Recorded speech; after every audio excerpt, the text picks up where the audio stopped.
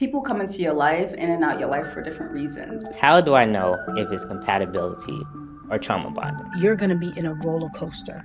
1 minute things are great, next minute things are plummeting down. Get me off this ride. Like, this is too much. It's always an extreme, intense. We keep going back to just because that feeling is so familiar. Welcome to Ahmani's Infinite Love. I'm so grateful to have y'all on the show. Wow. I just want to do a first initial introduction though, since y'all are new here. So Francis, can you tell me a little bit more about yourself, what you do and everything? Yeah, well, thank you for having us on the show. We're really excited to have such an important conversation. Yeah. Like Ahmani said, my name is Francis. I'm a licensed clinical social worker, and I've been in the mental health field for 20 plus years.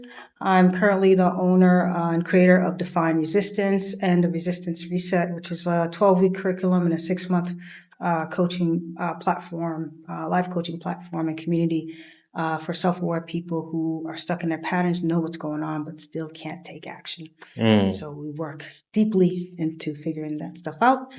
Also, on a podcast, I do a podcast called Turning Points, Navigating Mental Health. So I live, eat, breathe mental health stuff, both personally and professionally. So I'm excited to contribute. Yeah, grateful to have you here, Francis. And you're right in line with what we're talking about today with compatibility and trauma bonding. Like, this is why I brought you on here, because I know that you're very knowledgeable and specialize in it as well. And I'm grateful, to have you, Samaya, as well. Like, yo, dope ass energy. Yeah, like dope ass energy. I'm grateful to have y'all together as a force. So, like, Samaya, a little bit about you. What do you do? So my name's Samaya, and I have my own company where I offer tech and virtual assistant services. My background is in computer science, so I build websites, I do system admin for clients, and then I do some virtual assistant things, so all of your admin things, respond to your emails, and I love to travel, so yeah. This is And how my business name is Divine Consultants. Okay, Yeah. Defining consultants. Divine Consultants. Oh, I like that. Yeah. Oh, yes. Okay. All right. Nice. I'm grateful to have both of y'all here. It's been a pleasure to even have connected with y'all the way we connected and then like reconnected. It's like all together. So yeah, I'm grateful. Yeah. Thank you for having us. My pleasure. Oh yeah, and then I was like, oh yeah, it's me, Ahmani, of course. This is Ahmani's Infinite Love, all right? So yeah, I'm grateful to have y'all on this show where we talk about love, and right now we're on a season of dating and relationships and just really going into how we can all connect and relate better and more holistically together. What that means, what that feels like, what that looks like, how can we create these ecosystems together? So I feel like y'all are really two powerful forces that we can have this beautiful conversation with. So really excited. I actually like to start my podcast though with like some breathing, if y'all don't mind breathing with me. Let's do it. Yeah. Just a slow little meditation. So usually I like to let's do 3 breaths. Okay. 3 breaths, inhaling 5 seconds, exhaling 5 seconds. Sure. No holding, just inhale and then exhale through your mouth. Okay. Y'all ready? Got it. Yeah? You Okay. count us down? All right, cool. Let We me. gotta do that too. Yeah, I just like to, just shake that shit out, stretch it out, you know what I'm saying? Just release. Okay, I'm gonna guide the snaps. Okay, you ready? All right, inhale. Exhale. Inhale. Exhale. Last one, inhale.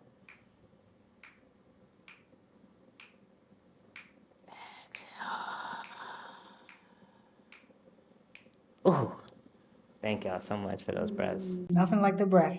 Yeah, Just right? It's pure life, Settle you. pura vida. yeah. Yeah. I Wow. agree. It just relaxes me so much. I'm like, all right. Can't be too relaxed. We got something to do, right? Yeah, you're right though. Because guess what? One of my biggest questions I had was, how do I know if it's compatibility or trauma bonding?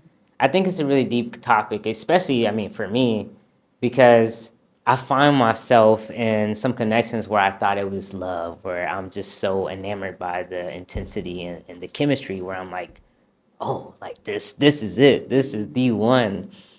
And then looking back, I found myself being like, Yeah, that was not it. That was just not it. I see how my trauma played out, and as well as just the abandonment wounds, because then you go back to childhood, everything goes back to childhood, and I just seen how a lot of things were just playing out that I wasn't really that conscious and aware of at the time because I'm so focused on the intensity and the connection instead of like how am I being, how am I feeling? Is this really something that I want to continue with? So I think you guys offer as well a lot of insight with y'all's dynamic and even like with y'all's profession as to what that could mean, what that could look like, and just signs and patterns that we can recognize in order to start having more consciously aware relationships and connections. So I want to start with you, Francis. All right, I got a question for you. Sure. So since you're from a psychological background, I want to know what are the clearest differences between compatibility and trauma bonding, and where do people most commonly like mistake the two? Yeah, I think that's a great question. Samaya and I, we had this conversation last night, actually, just kind of like talking through it. And how do you know the difference? And I think there's so many different layers on how to know the difference, both from a sensation, body wise, and how you respond. And to me, when I think of compatibility, and I had to look the word up because it was kind of throwing me off a little bit. Because I'm like, okay, often we think that like compatibility means that we're similar, like we have similar things in common. And compatibility usually goes a lot deeper than that, right? It's about creating a harmonious, connection, a harmonious coexistence together. Whereas trauma bonding is often this rapid connection without safety, right? We connect, but there's no mutual understanding of what safety means for you, what safety means for me, and how we mutually communicate that safety. And so if things come up, and especially when you're trauma bonding, when things come up in a relationship where you find yourself like whether withdrawing or experiencing some of those patterns, the question becomes with trauma bonding, all we're doing is connecting on trauma. We're kind of like stuck in that spin cycle and we're not necessarily evolving. We're not evolving our skills, we're not evolving our language. And what happens is that when we start to respond in a way that just creates more conflict versus repair. Yes. Like when you're in a compatible relationship and things come up, you can actually go through the repair process. And obviously, we don't learn this stuff. Like, I feel like the gift that Samaya has given me is teaching me how to go through that repair process without just like shutting down or, sometimes depending on what your attachment style is, mine is avoidance. So I'm like, I'm out of here. I'm not gonna, I'm just gonna walk away from all this. And that doesn't actually work. So you have to look at how you're responding to the sore spots that might come up, right? We all have sore spots that come up. And if our partners aren't able to hold the space of those sore spots, you have to ask, am I just trauma bonding based off of old attachment wounds? Am I feeling activated? Right? Versus, oh, I'm noticing. Like there's a difference between noticing the things and then activated, because activation has you like, it's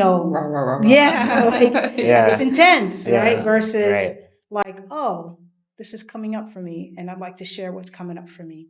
So how you deliver the whatever's coming up and how you receive from your partner whatever's coming up. And I'll stop there and see if somebody has anything to add. Yeah, no, I was just what came up was just like, it's not what you say, it's how you say it. Because you can say, you can say two things and one will mean, depending on the tone, one, it gives you a different interpretation of it. So it's like, oh, this is coming up for me. Okay, let me take my 5 seconds of breath and then let me calm down my inner system. And then I can have this conversation with my partner.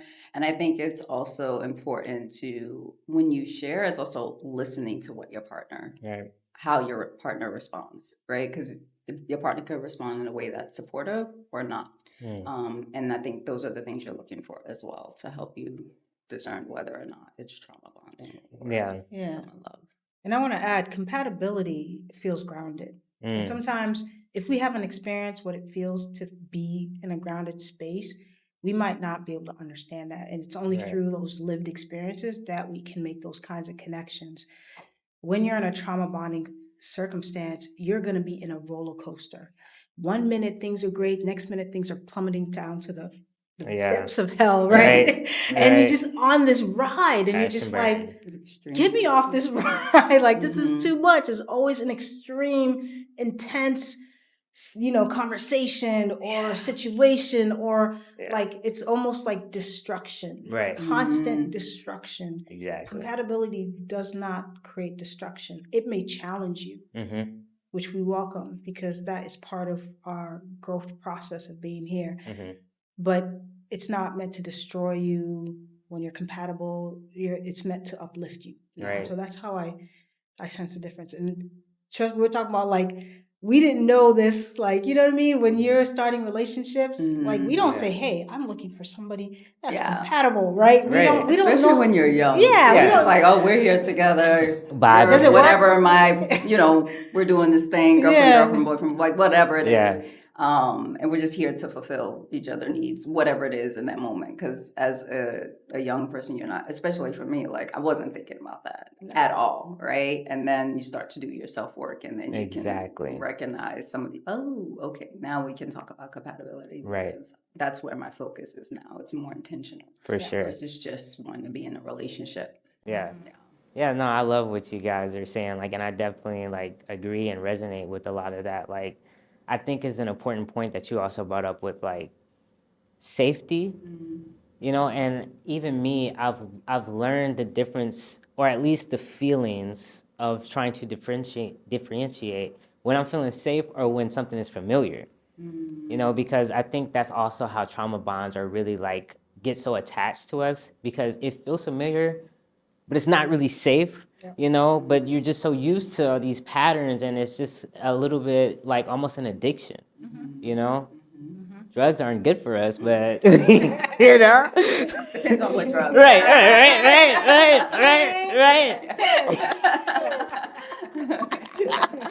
But generally speaking. Yeah. You know, it's like an addiction we keep going back to just because that feeling is so familiar and because we're finding some level of comfort in it within, even though it's destroying us inside.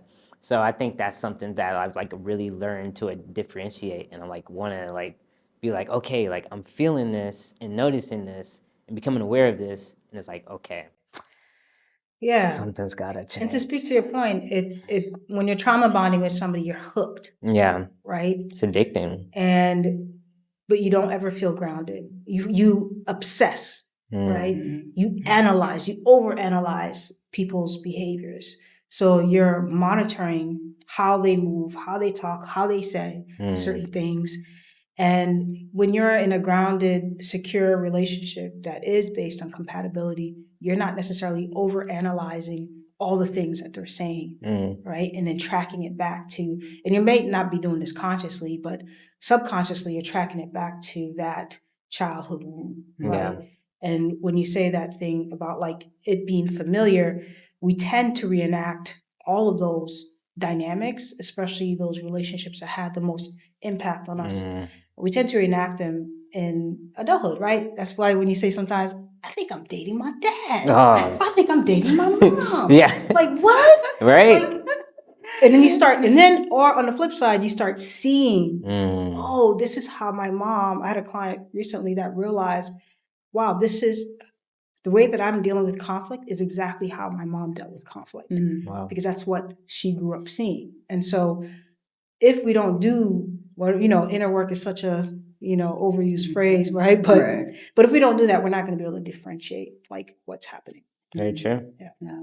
Very true. We have no awareness, so like, how are we going to navigate when these things come up? Yeah.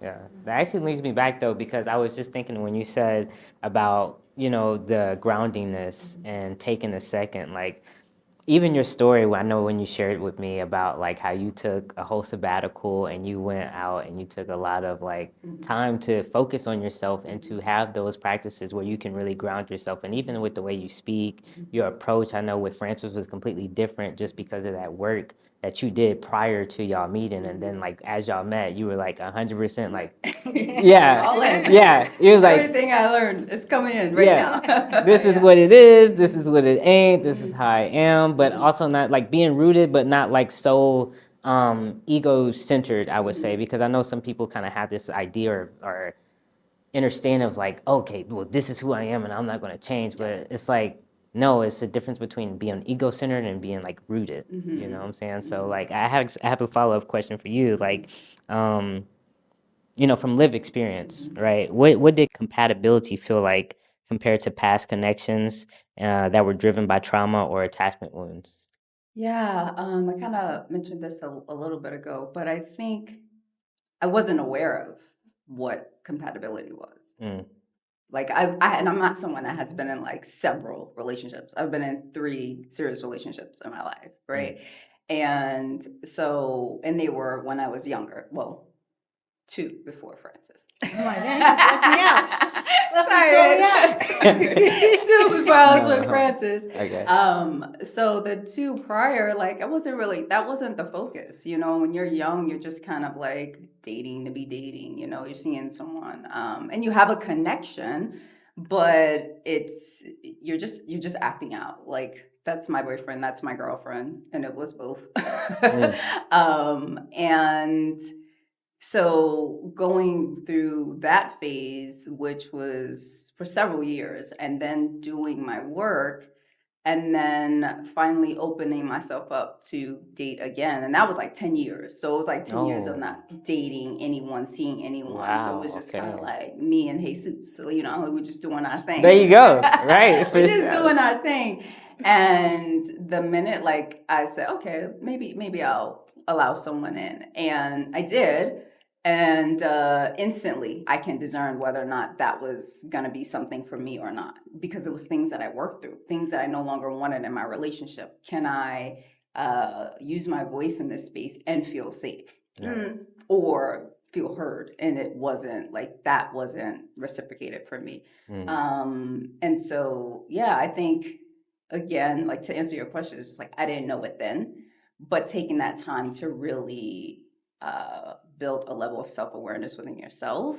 And it doesn't have to be perfect, right? People are always like, I want to be perfect. And I had a friend that said to me, you always working on yourself. And I'm like, oh, I like always like, you always working on yourself, like work on yourself while you're doing something. But taking that time to be with yourself is really important, so that when someone does come along, whether they're the right person or not, like, your radar goes off. Like, okay, this is something that I want. This is something that feels familiar, and I don't want it. So I think that's important. Yes. Yeah. Give yourself time to discover that. Yeah. That's a message, especially for all the young people. I always picking on me because I'm Gen Z.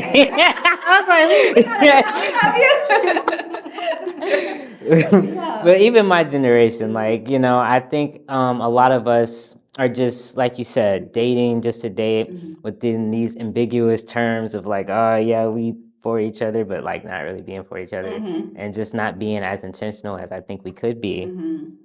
But it also requires that self-work, that self, like sitting with self, and maybe not going on a 10-year sabbatical. Everybody's there to say, That's what was required. Right.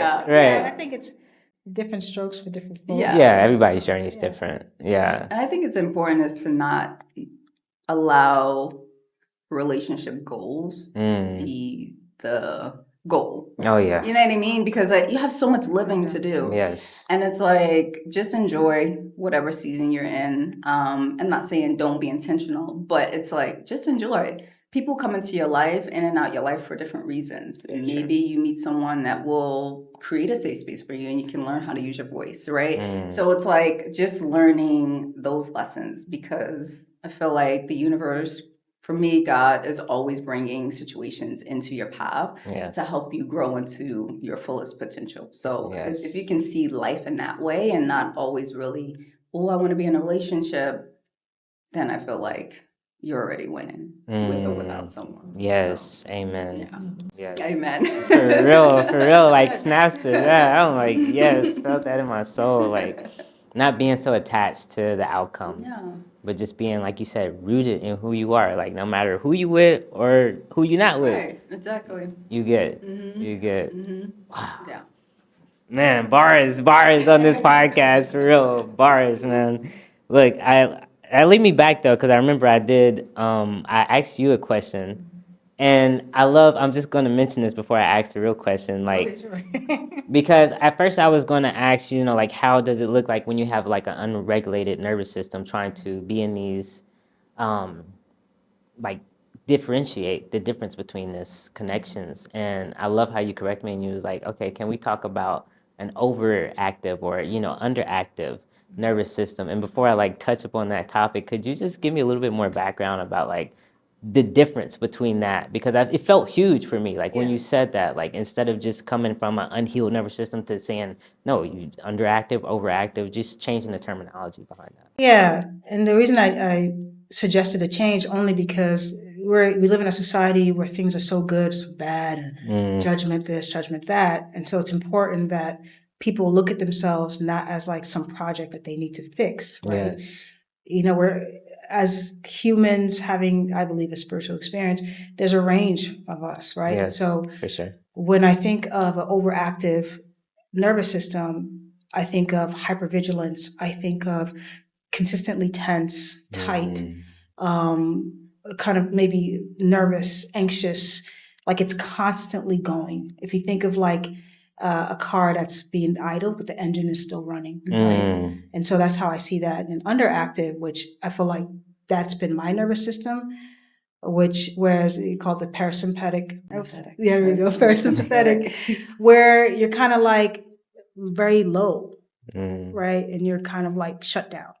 You tend to go into shutdown mode, internal, and you might not be as reactive. And so when two people get together, there's always, we're talking about this, like she's the fire, I am the air. And so she has the little intensity, and I'm like, but I can be real low, right? And that's what I've learned over time is like, wow, I'm underactive. And that's my way of protecting, right?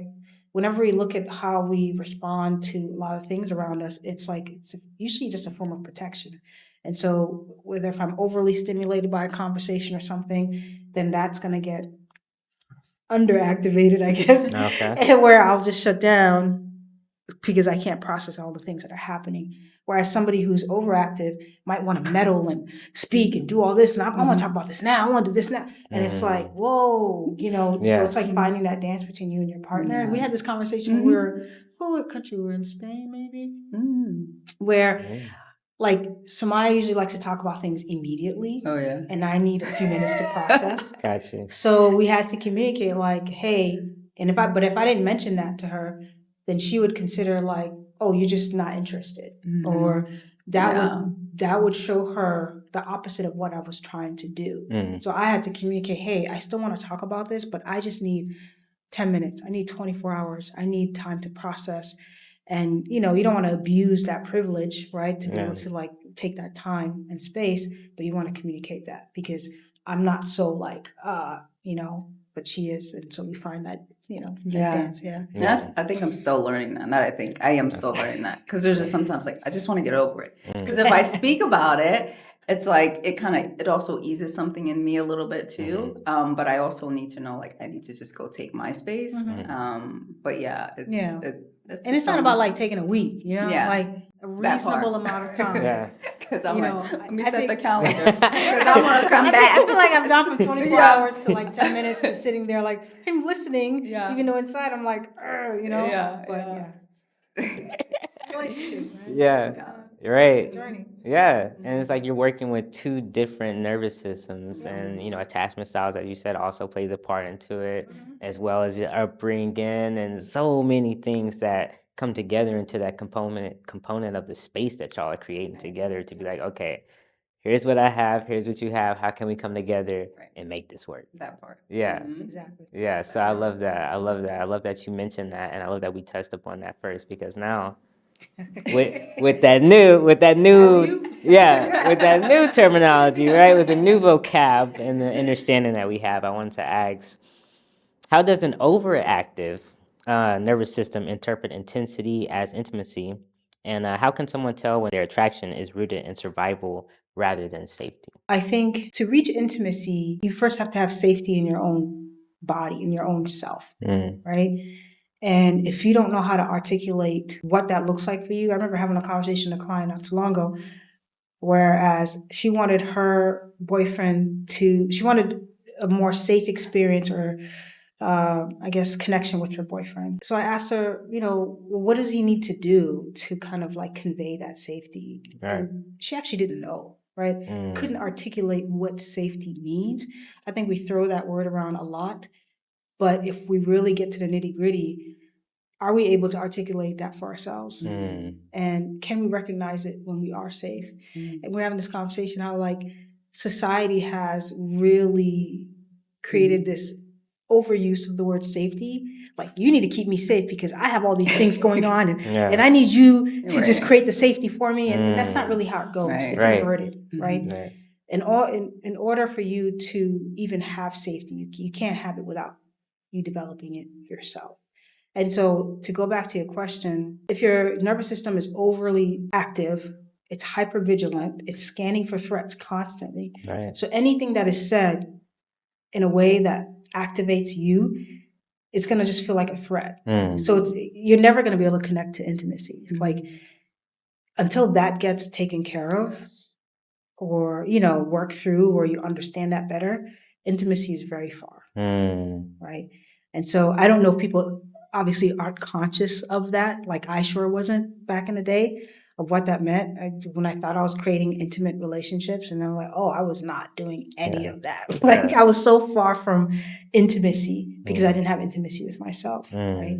And that's still something that I'm still building even till this day. So I think it's going to be different for everybody. Right. The pace is going to be different. Right. How you approach connection and conflict is going to be different, how you resolve conflict. So intimacy is like way down the line, I believe. I don't know what you say about that part. I agree.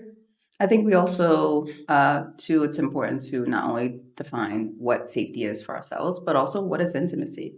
And you touched on the part where society has painted a picture of what certain things are. Right. And, depending on where you are in your journey, like, you have to see intimacy as something deeper. It's not just always about sex. Right. Because sometimes when sex is off the table, like, you can still be sitting there and having intimate conversations about, like, oh, certain things really hurt me, or I feel really excited about this. Like, just your deepest secrets that you want to share with your partner. Yes. And so I think that's also in line with creating the safety within yourself, and then also redefining what intimacy is. Yes. And those two go together. They do go together. For sure. I always come back to self at the end. I mean, of all it. is self. My mentor always said, all is self. Yeah. I'm like, well, this happened. All is self. And it wasn't like spiritual bypassing, but it's like any interaction that you have, what was going on within you? Right. Yeah. It's always looking back at you, right? Indeed. Expanding our capabilities, our capacities. Yeah. And I love what y'all saying about like learning to articulate what does that mean for you, for me, because everybody's journey looks different, and not comparing ourselves to a blueprint that we were told or, pushed to follow because of society or trends or whatever. Of just like, no, like exploring that and allowing ourselves to evolve, because I think throughout time we learn that we have different types of love languages, and we may want to explore different ways of communicating and interacting with other people. So it's like allowing yourself that space to do that will just automatically attract people who also give you that space. Because Absolutely. like, it goes hand in hand. It does. Yeah. So I love that. How can someone tell when their attraction is rooted in survival rather than safety? And that's a great question. the way that you can actually tell that, I think we mentioned some of the bits in the beginning, Right. but when your nervous system is sort of overactive, it often leads to all or nothing kind of thinking, or you're catastrophizing, or you're kind of locked in to some sort of narrative that actually feeds into the story, right? And we are talking about this yesterday, how like, No, I said the wounds. Yeah, the wounds. Sometimes something we know it's not good for us. We talked about this earlier, but there's a payoff, even if it's not good for us, because we can actually hide behind that story, right? Because if I, in fact, deal with not just the nervous system, but the conflict in the relationship, then I can avoid admitting some truths, right? Yeah. And so if we are constantly activated, we don't actually get the opportunity, or we don't notice that we need to shift and do some things differently. And anything that is rooted in, I guess I'm trying to explain it in a way that makes sense, because sometimes I go around in circles. But yeah, if it's rooted in survival, it means like it's almost like for a lot of people, it almost feels like do or die. Oh, right? okay. Yeah. Because that's how the nervous system reacts, because it's a threat. And so if I don't get this, then everything is going to collapse. You know, everything is going to end. It's almost like even a conversation with a relationship or something that's going on, I can't have that conversation because everything is what the idea that I have in my mind about that relationship, or the hopes and dreams that I have that the relationship, it's all going to be wiped away, versus, oh, I can just have this conversation, clarify some things, repair some things, and then we move on to the next step. Right. If everything hinges on this relationship for things to work out, or for life to be whatever it is that you have sort of idealized in your own head, then to me that's survival. Like that to me, and that's connected to obviously wounding, right? And when it's not connected to survival, even if how wonderful this relationship is, even if it ends, like I'll be definitely devastated, but the life continues, right? Yeah. We take what we can from the relationship, all the gifts and the learnings and all the things, because every relationship that comes into our lives is a teacher. And that's how we approach relationships like that. But if we approach it in a way that like, this is it and I can't live anymore. You know those R&B songs or whatever? Yeah. That's it. I don't live Lost without you. Exactly. Like this is it. Like if we're doing all that, like, is it like, I mean, come on, there's gotta be more life than that, right? So that's how you can differentiate. Like, how hooked are you into this narrative, into this story, into this whole experience? Yes. Right. And if you're that hooked, then maybe we should pause and take a sabbatical 10 years. Right. You know what I mean? Just Right. wait it out and be with yourself. Right. You know? Take a couple trips. Yeah. But this is learned over time.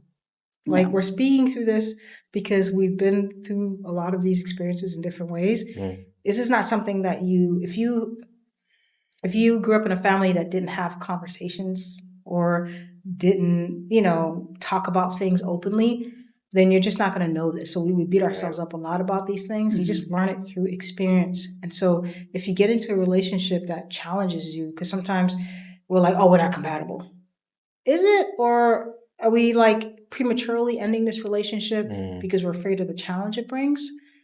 Everything is an invitation to just sort of learn and dig deep. Yes, I love that you explained that. And like from this sense of reframing instead of like unhealed to just overactive, underactive, it gives like more of a conscious awareness that like, oh, this isn't just like something that's wrong with me. Like as you said, taking the judgment away. It's more like, oh, something that you can just tweak. It's like, all right, well, now that you have that data insight of like, okay, this is where my nervous system is, let me tweak that and, help to regulate it. As with all of our hormones and all of our cells, like it's all connected, everything, our nervous system, our attachments, our everything. So yeah, like, and somebody coming from you, like I know Frances kind of mentioned like her nervous system is a little bit underactivated. So like with your nervous system, and you being fire Sagittarius too.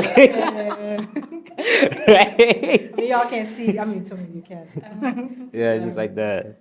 But now you're like the fire, the Yeah. intensity, Sagittarius. So Yeah. yeah, how do you feel like your nervous system also plays a part into y'all's connection and like being aware of that? I definitely like before my journey of being here, it was just like all or nothing. It was Yeah. also rah rah rah in a very negative way. Right. I still think it's not all or nothing, but I'm very passionate about anything that I do. Like I love connecting with people. I love having fun. So my energy is just always like excitement and joy and like I love life, right? And then there are times too where I'm just like with Francis, so don't you want to do this? Or how about life? You're like, and I go, And then I'm like, that's great. yeah. And I'm like, wait, but you don't have any, like, and sometimes I'm looking for more. So I will say like, it's still also a challenge for me to like balance that, like fully accept that from her.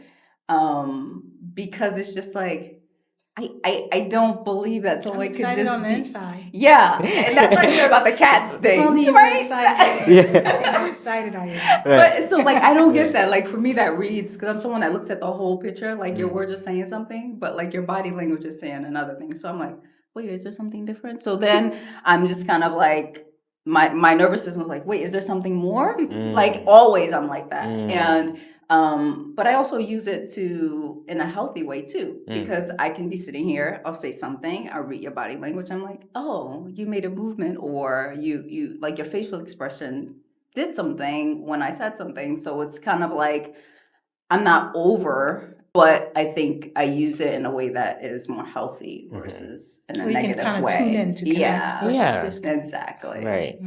So, but there's still that song and dance. Yeah. I just know that it's in there. I think because I see it a lot more when the cat comes. I told you, it's when the cat comes, she gets like lit. I'm like, oh my god, can we get a cat? Can we get a cat? And I'm like, no. And I'm like, see, I know it's in there because I see it. Yeah. It's just certain situations, and I try to respect that. But I think it's something that it's something there that I'm just calling her to be aware of and work through whatever it is. So. Yeah. No, I really appreciate the vulnerability between you guys because, like, it shows that, like, everybody still has, no matter how long y'all been together, and y'all been together for 6 years, right? 6 years. Yeah. Like, there's still work, and it's like every day. Commitment is It's a active work. perpetual choice. You just don't commit and you're like, oh, I'm good. No, like every day is a choice, whether it's a conversation. Yes. And all conversations are invitations. Whether it's a decision in the moment. Yes. Like every day. Yes. Yeah. I actually did a podcast episode on commitment with my friends in Atlanta, and we reframed it like, commitment is the perpetual choice, and loyalty felt like it's just like one choice, like one way. Oh, I'm riding behind this person, kind of like that cutoff and like very much survival mode rooted. But I feel commitment gives you openness to be transform and to evolve with one another because it's like every day. You may not be 100% every day, but y'all are still working to understand each other, to connect with each other, to be like, okay, this is how I'm feeling about this.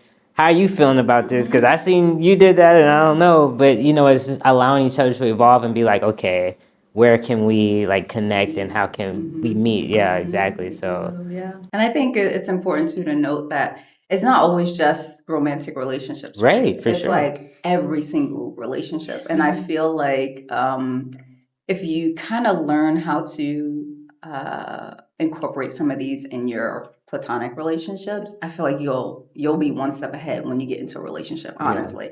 And I feel like that's where I was before I met Francis. Like it was a desire of mine to be able to cultivate my friendships in a way that we could just talk and it's not surface level and just really check in on each other and things like that. And I brought basically that same energy into our relationship. And so I feel like I just was like not one step ahead of you per se, but like just a step ahead. Like I didn't have to learn that because I was already bringing that into the relationship. So now we can really focus on some of the deeper things that come out when you do get into a romantic relationship, Right. which they always do. Yeah.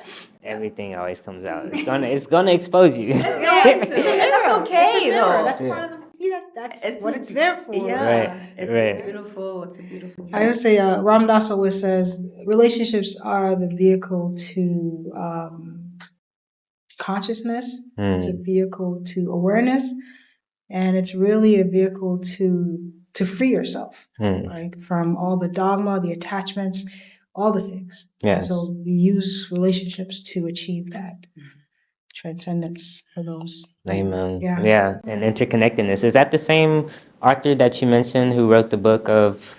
No, I said Ram Dass, the spiritual teacher. Okay, I Ram tend to listen to. But yeah, that book, How to Be Adult in Relationships by David Rico. It's a good book. Yeah, I definitely still gotta check that out because I wrote it down last time It's a we thick talked. book, I'm like, so oh, okay. take your time. All right, it's like a Bible. Yeah, and Okay. it can activate some things because it's yeah.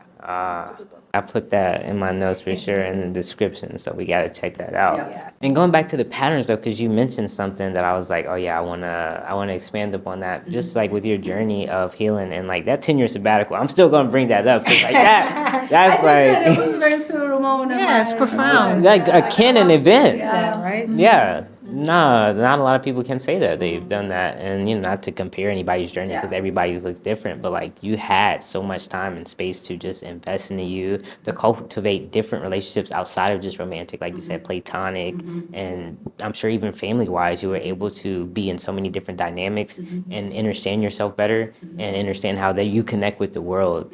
So, like, I'm really big on pattern recognition and like learning, like, okay, what is keep happening? And I think that also plays a big part into our conversation about compatibility and trauma bonding and recognizing the differences. So I had a question for you about like looking back, what patterns did you once mistake for compatibility that you now recognize were trauma responses? The patterns, I think, looking back, I probably would say it's just my reaction to things.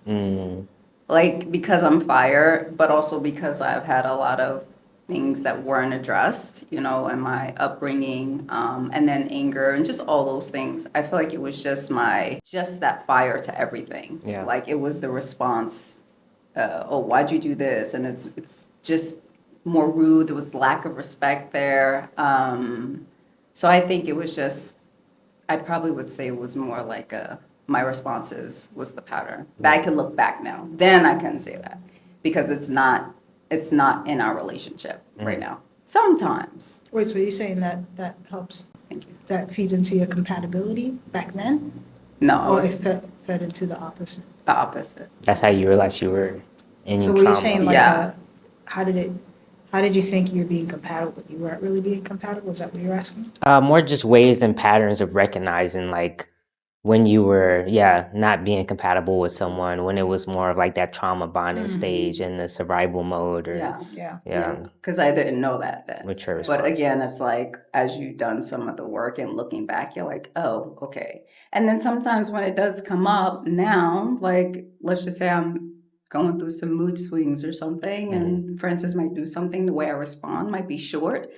And I think because I am aware of certain things, I'll still do it, but a few minutes later I'll say, okay, I'm sorry.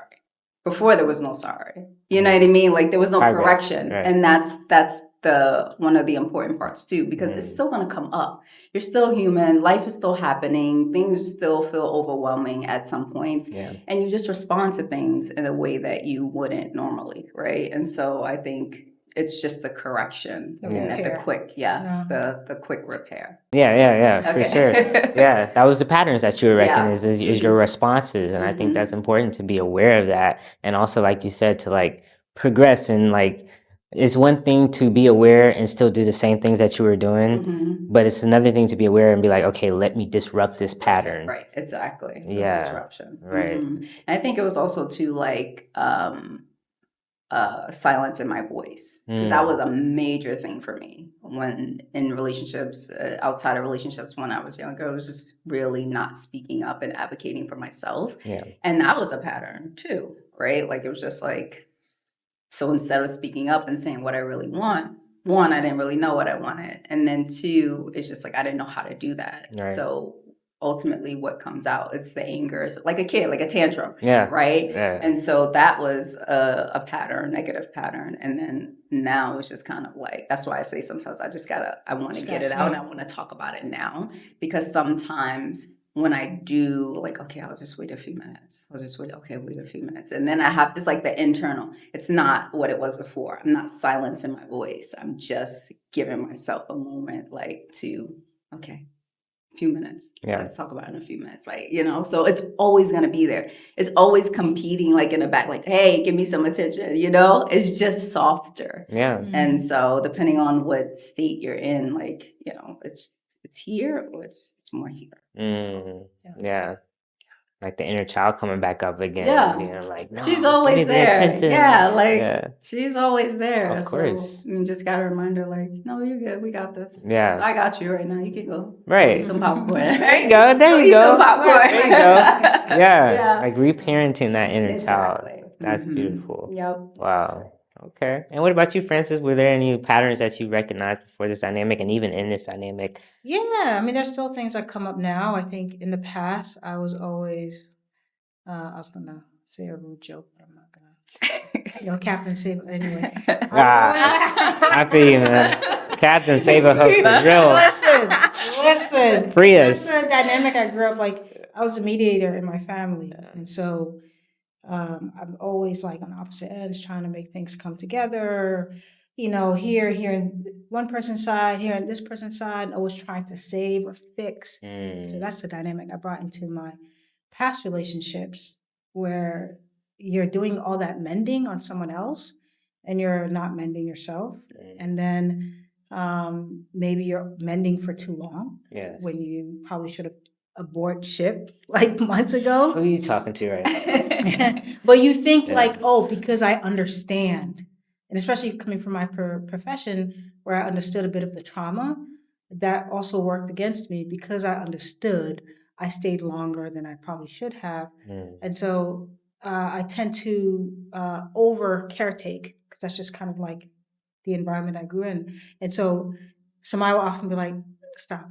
Just go take care of yourself. Thank you. And I'm like, okay. So I start taking that redirection from her.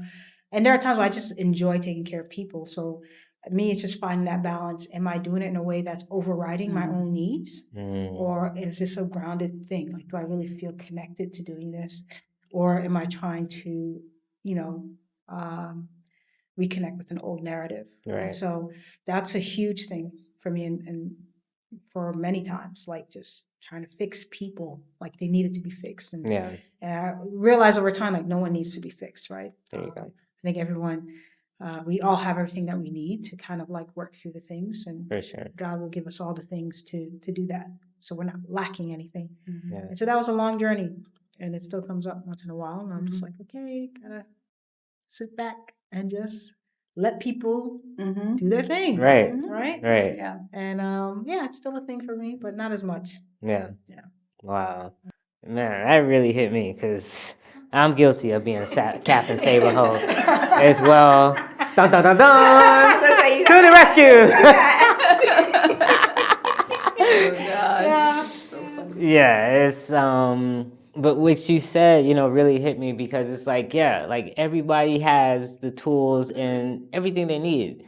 It's up to them to utilize that. And I think that doesn't stop us from still being there and connecting with people, but it does allow us to be more conscious of like, okay, I'm not here to fix this person. I'm not here to be this person's parent, to be this person's mentor, unless I'm getting paid to do that. But, especially just in relationship dynamics, being aware of that. Yeah. And it's so beautiful that y'all both have that awareness of like, okay, these were the patterns that showed up previously.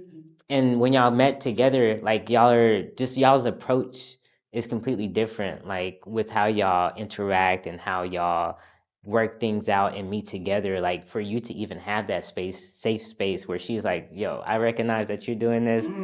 Go ahead and do your own thing. Like, I'm good. You don't need to And you fix can't get this. offended by that, right? Yeah. And there are times I'm like, in the beginning, I struggled with that because what happens is that our identities get really attached to some of the ways that we connect or the ways that we want to belong. And we have to constantly self-reflect. Like, if I want to do something for her, do I really just want to do it? Or is it feeding something? Like, if I don't do this, am I going to feel a certain way about myself and my self-worth? And that's a huge thing for me. And I had to really like stop doing that because it wasn't creating intimacy or connection. It was creating distance. And so I think something to keep in mind with the people that you love or care about is what I'm doing, building up, the brick. Am I building the house, or am I taking the brick out, or am I creating distance, or am I creating closeness and connection? And I think too, when you're in a space where you've done your own work, there's a level of discernment that comes with it. And so I feel like I can speak to some of that work because I see it or I sense it. Like, I never want her to act out of obligation for doing anything. Like, that was also one of the first things coming into our relationship. Like, I'm okay. I've been okay with myself for, the 10 years or whatever. Like, and it's not that. It's like, I wanted to be here with you. You know what I mean? So it's like, I don't need you to do anything to try and make me stay or whatever, because when I need to leave or when it's time to go, or if it's time to go, like, that'll happen, but you don't need to keep me here, do anything to keep me here. So what I was saying, basically, when you have done a level of your work, you're able to just kind of see some of those things in your partner, like how those behaviors or those patterns come up, and you're like, hey, you don't have to, just stop. Like, push the button is what we said. Somebody needs to be in a relationship where they like push the stop button. Okay, pause.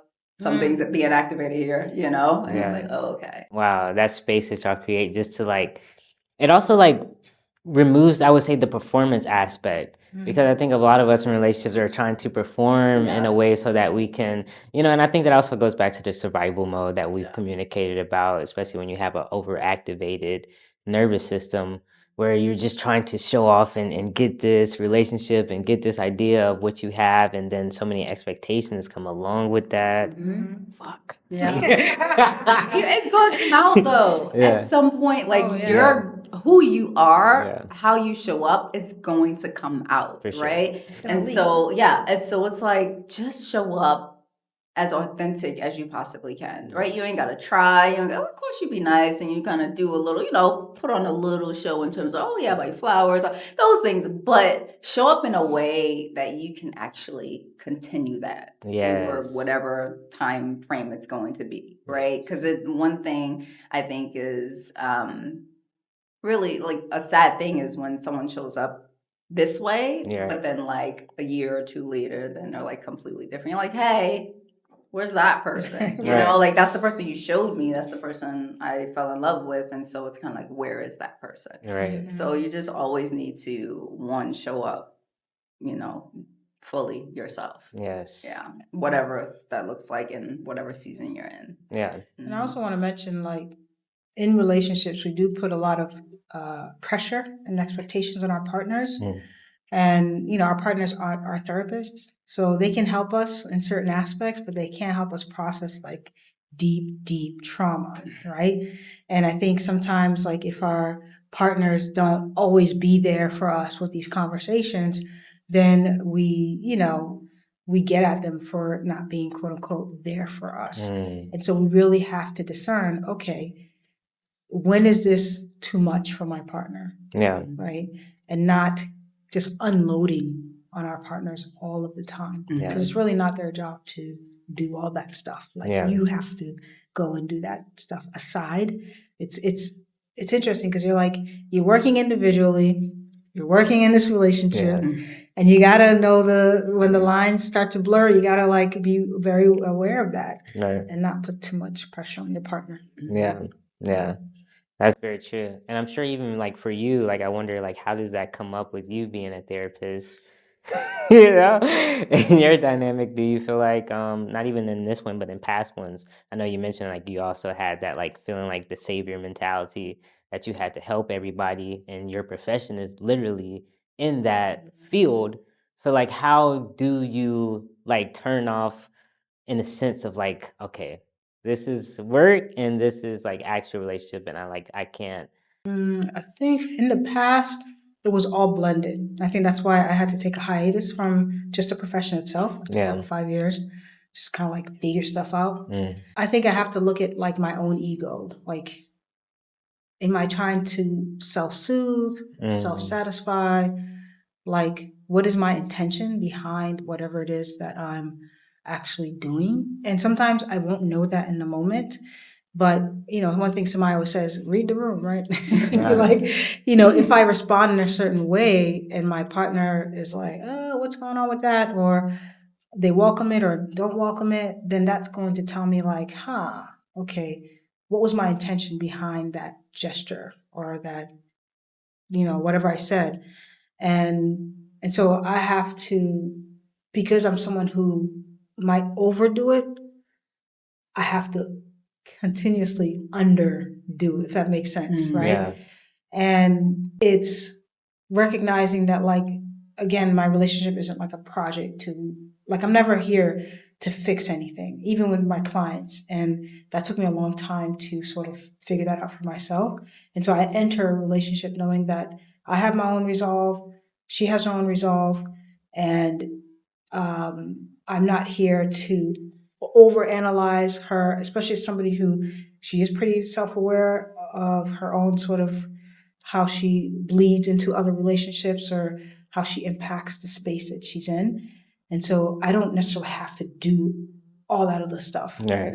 And so that leaves me by myself with my bags. Right. Bag lady. Yeah. And so, but if you don't have someone like that, then you might fall into that, which was what I did back in, all those other relationships. And I realized I was not functioning, maybe over functioning, burnout. Yeah. That's the word, burnout. And I think that's when I started to recognize the difference. And that's why I took a break from client work, because I was like, oh, I'm burnt out because things are bleeding into each other. Oh, this relationship is not working because I'm burnt out because whatever XYZ. If you're feeling burnt out in a relationship, then there's some parts of you that are over functioning. Yeah. And so when I start feeling that sort of burnout, it's like, okay, what am I like sort of doing here? And again, I'm not always able to recognize it in that moment. Sometimes the damage is already done. And then I'm, have to do the repair process in that sense. But it's just recognizing my own capacity. That part is being aware of that capacity that you have at the moment. And like you said, not overcompensating.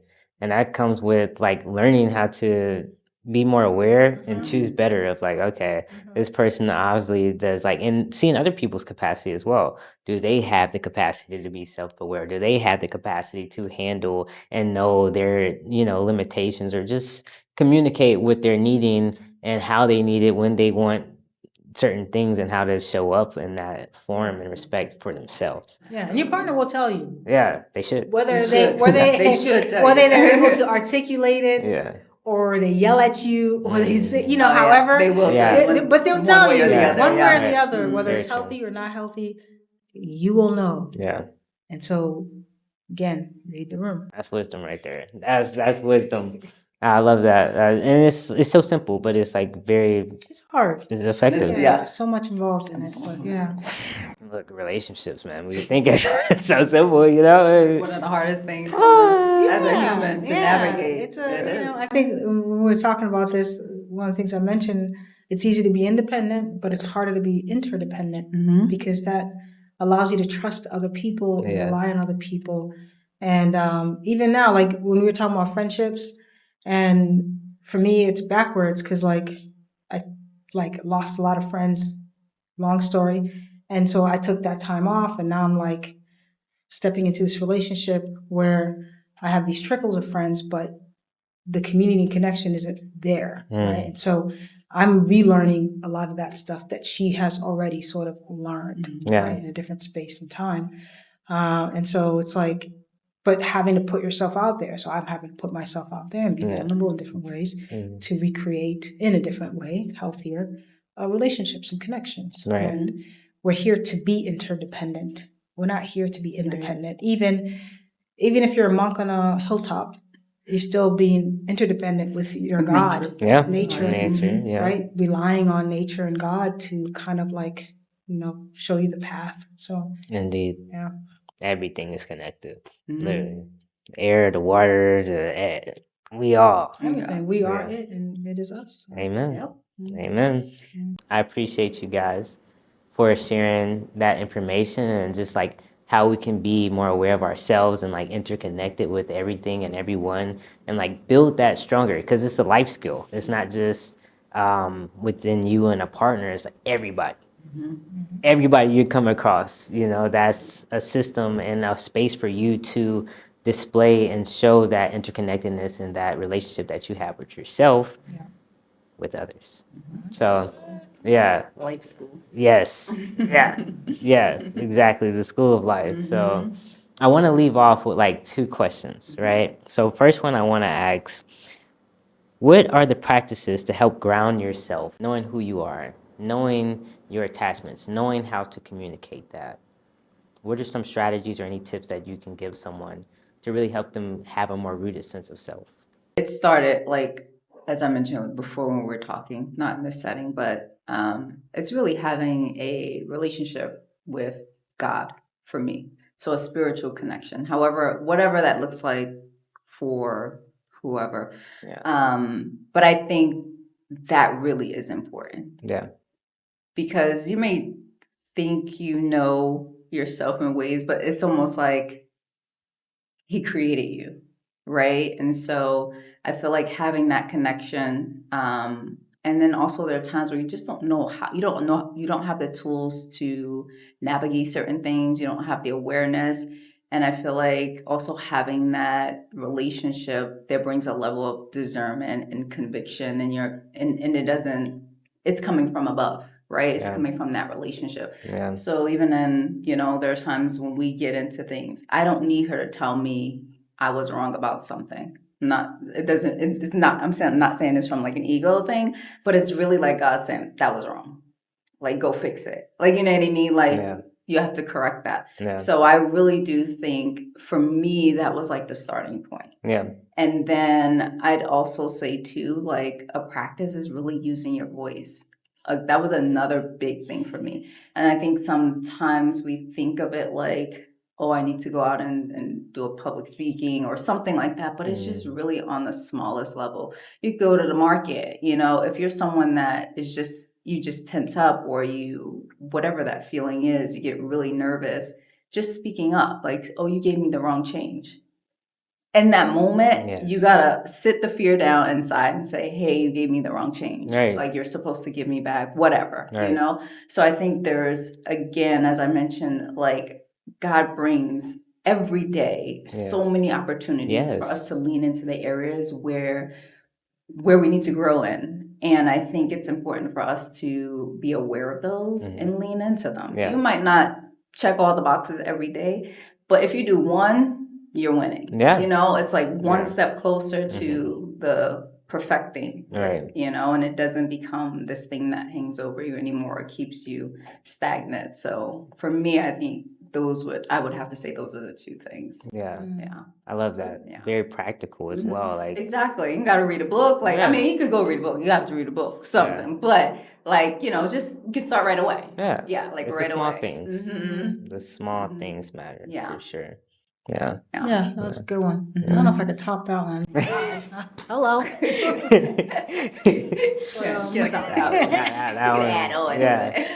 on to it.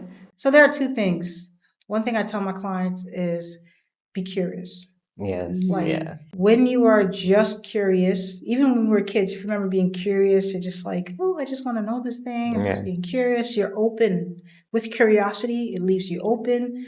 It brings your guard down and it allows you to like look at things through that curious lens, not through the judgmental lens, not through the wounded lens, not through, oh, this is interesting coming up. Let me get curious about it and just sit with it, right? So that's a practice that we can all like get into. And I would say another practice is not just self-reflection, but being open to feedback. I think it's really hard for us to, welcome feedback into our lives. And we have people who will share that feedback with us, hopefully. And if you don't have somebody, just notice how people respond to you. And it's through that feedback that allows us to have that self-reflective state. Yeah. And we can just kind of like check in with ourselves Right. consistently and see how we're relating to the rest of the world and how we're relating to each other. And when you have a few Sages and a few Leos in your life, it will tell you what's up. Hell yeah, okay? for sure. The Libra might try to mediate and try balance to the keep the harmony. scales, right? No, I'm just kidding. But feedback is very, very important. Yeah. And I guess I have one more, which is something everyone always talks about: meditation, right? So the more that you practice meditation with God or meditation with yourself, whatever you want to call it, there has to be a space. I always tell clients there's this window of welcome, and you know how we always talk about the window of tolerance, and the window of tolerance allows you to kind of see what your capacity is. But the window of welcome, there's a small space that invites you in, and sometimes we tend to skip over that small space and those micro moments, like you mentioned. And within that window of welcome, it invites a different way to respond, a different way to absorb, and that will, eventually over time, sharpen your awareness, sharpen your intuition, and create a more healthier sense of self. Yes. Wow, I've never heard of that terminology, the window of welcome. Yeah. Nah, come on, don't downplay it. I like that. I like that. Thinking about some things. Yeah. Yeah, to me, it sounds poetic. Yeah. And I'm a poet myself, so I might have to use that as a as a poem. Oh, really? Deb, you didn't even share that. Spoken word open mic back in the day. I love that. But it also shows, with how you speak as well. The way you speak is very poetic and your vocabulary. And I think that's the most, one of my biggest takeaways from both of y'all is having a vocabulary to know what are you telling yourself? What are these narratives that you're telling yourself? What are these narratives that you're putting on other people?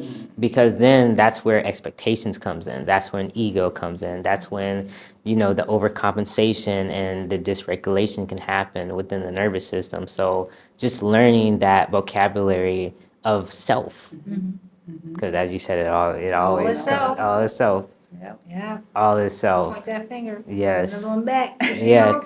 Yeah. And even for me, as well, I would say ways that I help myself into helping or just answering the question of just, what I do is I'm an affirmations guy and a writer, so I love to just tell myself affirmations. Lately I've been taking nervous system showers to just, I'm in the shower. Yeah, how does that work? All right, and I'm just tending to the nervous system. Yeah, no, sometimes I do afterwards. I do the cold water afterwards, but really I just get in the shower and I just love bomb. I'm just kidding. I don't love bomb myself, but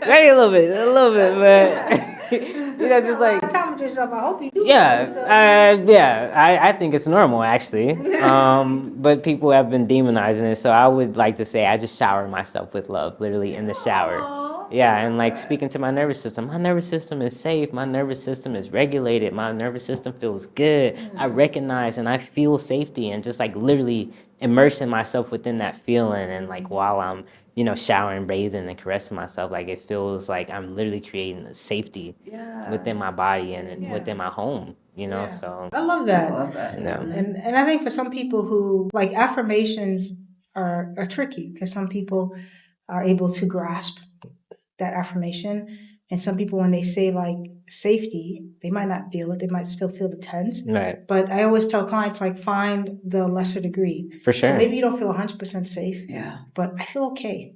Yeah. Maybe okay is the word that relaxes everything. Mm-hmm. Safety might tense it up, but I can say okay. Right. For today. Right. I'm good. Yeah. Right. And so find the range. Because sometimes we're affirmations don't work. It's not that they don't work. It's what is your range? Exactly. Yeah. Connecting with how you really feel in that state. For sure. Yeah. I believe in that 100% as well. I could totally agree because I've also like I recommend affirmations to a lot of people and they be feeling like, like I just feel like I'm lying to myself. Yeah.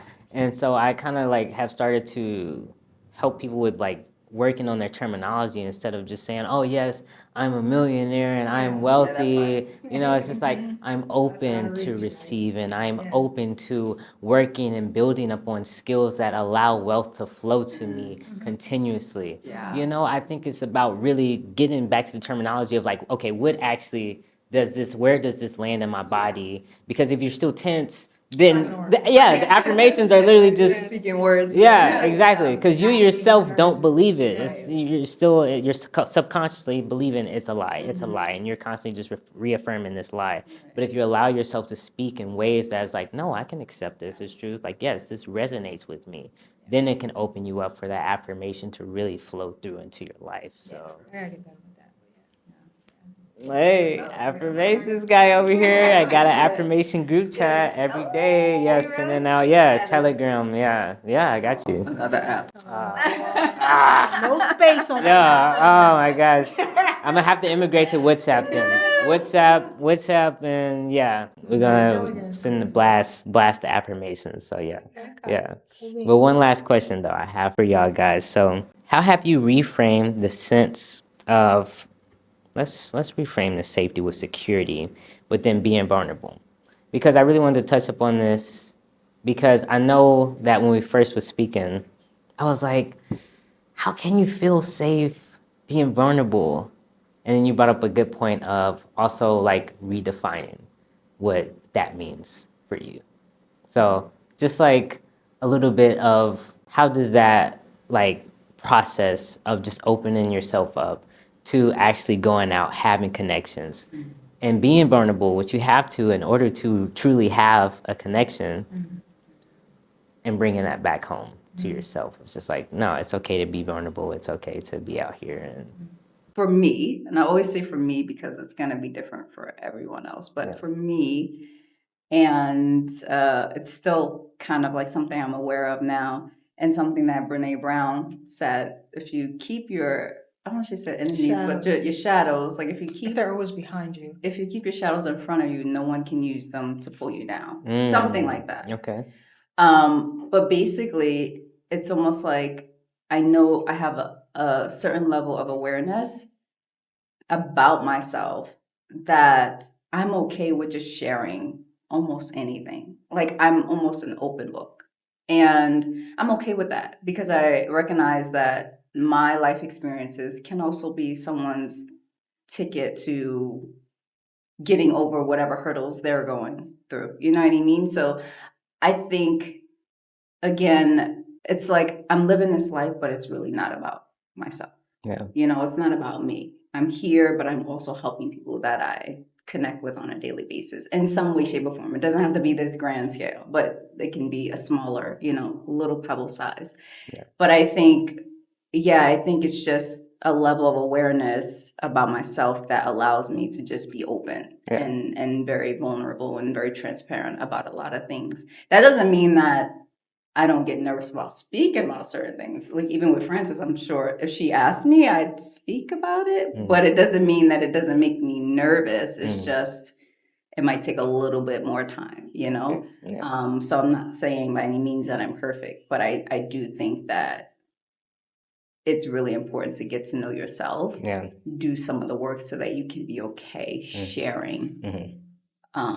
Sharing your life experiences. Right. And it doesn't matter, how it looks, because the people you share it with who are meant to remain there will remain. Yeah. And I think, again, it goes back to just not being attached to the outcome. Yeah. Because we can't have lasting relationships without exposing ourselves. Yeah. So. Exactly. And even integrating that practice of like speaking up for yourself, even in little ways, like the market, or just if someone's just a minor inconvenience, like allowing yourself to vocalize that in all the practical ways of every day so that you can continuously build upon that foundation of self. Then it gets easier. Yeah. Yeah, it gets easier. Yeah. It gets easier. Yeah. You can't eliminate risk. Yeah. You can't. Sorry. Someone's gonna hurt you at some point. Some point. can't Some do point. Unfortunately so, but yeah. Stay in your house. Yeah. Bringing back Brené Brown, she had this metaphor that I always remember, and it's more about trust, but I think it can work for multiple things. But if you have a jar of marbles and then someone breaks your trust, you take out the marble. That represents a piece of that trust. Whereas what we're used to is throwing the whole jar away, right? If you break my trust, I'm done with you, right? And I see safety and vulnerability the same way. It happens in phases. You ever meet people who they just dump on you, they overshare? Like the first time you're like, whoa. Oh, snap. They rest for like 3 days. I just met you. Right. And so obviously from what we've learned today, that's an overactive sort of nervous system, right? And so safety and vulnerability happens in stages. This is, when we have somebody that overshares, they feel like they got to get it all out. Yeah. You got to know who I am before you say anything or before you push back. And it's a survival instinct. It's a survival response. But when you're trying to create healthy vulnerability, you understand it happens in stages and phases, right? And sometimes when we're meeting somebody, we might share a little bit of this, and it's a give and take. Right. Obviously, you can't be the only one being vulnerable, right? And you do it as your nervous system sort of allows it, but you still push yourself into that level of discomfort because the relationship is asking for that, right? Yeah. And so as long as you stay open and curious, then you will connect more than connect less. Right? Yeah. And that's really just the goal. I had a spiritual teacher that said everything happens in titration, and titration is the idea that I'm gonna turn up the dial. I might not turn it all the way up, but I'll turn it in bits, in bits and pieces, right? And if we value the connection with whomever we have, then we're gonna turn on the dial and lean against our edge, even if it's uncomfortable. We're gonna sit in that discomfort for a little bit, allow ourselves to get to the other side. Because when we do that, we teach our nervous system it's okay. Yeah. And that's what we're here to do, to really reparent ourselves in that way. Say it's okay. I made it through. Yeah, I love that analogy and metaphor of taking the marbles out. And also it also brought me back to what y'all were saying before our conversation that we had outside of this show, where we was talking about speaking on the feelings instead of the behavior. Because when the discomfort does arise, and when some trust or level of connection is just a little bit disrupted, then we have to allow ourselves to speak on that, and speaking on the feelings that we have instead of just the behaviors kind of reframes it from just attacking to just sharing. Right. So Intentional. yes. Yeah. Yes. So and it allows the other person to know what's really going on. yeah. Because if you attack, then they're very confused. Right. Or they attack back. Right. That's what we do. Yeah. Right? Yeah. Threaten, I'm Yeah. gonna come back and clap Yeah. back. But yeah, when you speak to the feeling, they're like, oh, I didn't mean to do that. It opens up a different conversation. Yes. So I appreciate you guys for all the knowledge and all the love that y'all shared on Ahmani's Infinite Love. Yo. Episode for the records for sure, because I came out here with just a bunch of insight. I'm like, wow, I need to read this book. I need to Google this person and go out and just continue to be curious. That's literally, I'm just a little kid, honestly. Y'all still look at me like that. I still feel like I'm a little kid too. Yeah, we're all big little kids. Yeah, we're all big little We're kids. here to have fun. We're here to enjoy life. Exactly. To take things too seriously. Way too seriously. Yeah. So it's just at the end of the day, coming back to yourself, allowing moments to laugh, to love, and to live. Live, love, laugh, as they say. Right? But that's That's what it's about. it's cliche, but hey, I really appreciate y'all for coming here on the show, and yo, it's been so amazing. Can I just shout y'all out, whatever y'all got going on, any projects, because y'all have been amazing guests, and whatever I can send y'all way, anybody, yeah. Divine Consultants at divine.consultants on Instagram. Okay.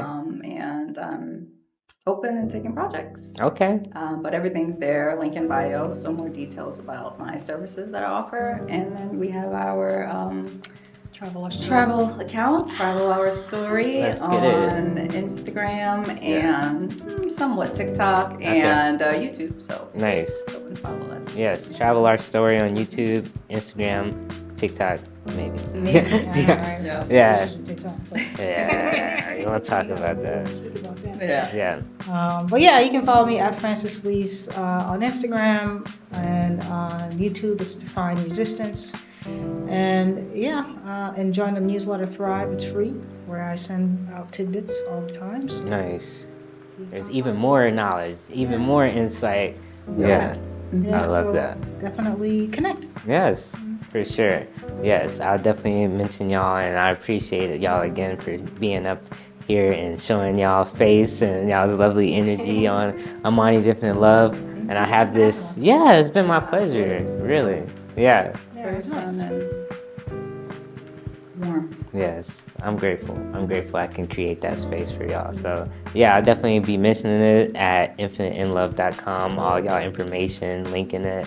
So, yeah, if anybody has any AI or tech things that they want to do or mental health and just inner work that they want to help continue to work upon, then I would love to help send them y'all way. Because, man, this has been a whole session for me. Like, literally, I'm like, wow. Feel like I could jump up for joy right now. Go ahead. We won't stop yet. Yeah, but the cameras will, so. It's expensive. Yeah. So with that, you have Ahmani's Infinite Love on Ahmani's Infinite Love. Thank y'all so much for joining me again. Infinite love to y'all. Infinite love to all my guys, gals, and non-binary pals. Great to be here. Great for y'all to be here as well. So infinite love. Thank you. Yeah. That's good. That's it. That's a wrap. It's a wrap.